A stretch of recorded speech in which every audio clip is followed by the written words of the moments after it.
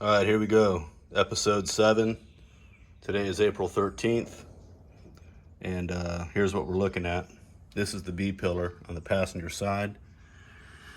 And what I've decided to do is cut a little bit more than what I needed of the panel so that I can do a lap joint right there. Gives me some extra strength down that rib. And got a nice flange there to attach to the floor. Some meat back here against the fender / side. And can attach right there to the floor as well. Right here is a drain plug, which will be accessed from the bottom, beneath the Jeep. So the tricky part of this is going to be welding in this panel that's part of the waterfall panel because of the alignment. If I have any room right there to go, back behind this, there's very little. So, of course, nothing a little bit of hammer and persuasion won't fix. But again, I'm doing the lap joint situation here inside. I did come up with a solution to this that I've already welded in, where I've got holes that have burnt through. I started to cover it with metal to metal, but I'm going to take that back off. And I remember reading or hearing something about a copper situation, like a copper spoon. So I found a copper plate, 4x6 inch plate, that's got on each corner, it's got a integral magnet. Weld does not stick to copper, and obviously copper is not magnetic. So I put the 4 integral magnets so you can hold it to the bottom side of the panel, and it allows it serves as of two things. It keeps from allowing the weld to blow through, and it also serves as a heat sink. So I've got that on order. So I'll go ahead and fix this panel here, and I'll be able to use it for other repairs as well, namely the body repair panels, because they have to be butt welded. But anyway, back to this. So I'm getting ready to weld this top portion, and then I can finesse this flange down here to where I want it. All right, here we go.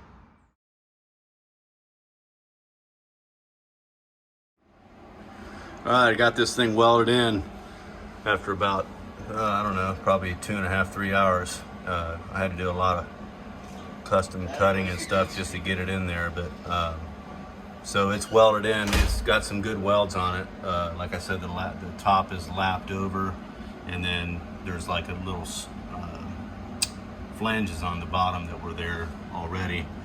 So I got a good weld in, and one thing I noticed pretty readily was, and which I expected, was that whole side right there used to be very loose when you shook it, shut the door, but now it's real rigid. So that definitely made an improvement there. So, all right, now I've got to move on to this part here, which is the waterfall panel, and this is going to be tricky, and I'll show you why. Okay, here's looking at the back side of where the waterfall panel goes.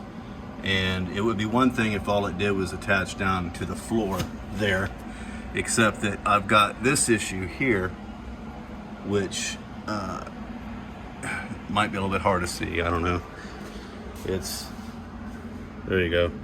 So where that piece has to come in along here and cover over the back, but it has to also cover the portion of this wheel well that was gone as well. So it's going to be a little bit tricky to do that, and I've not decided yet how I'm going to do it, but I have to figure something out, because that has to be closed off in there.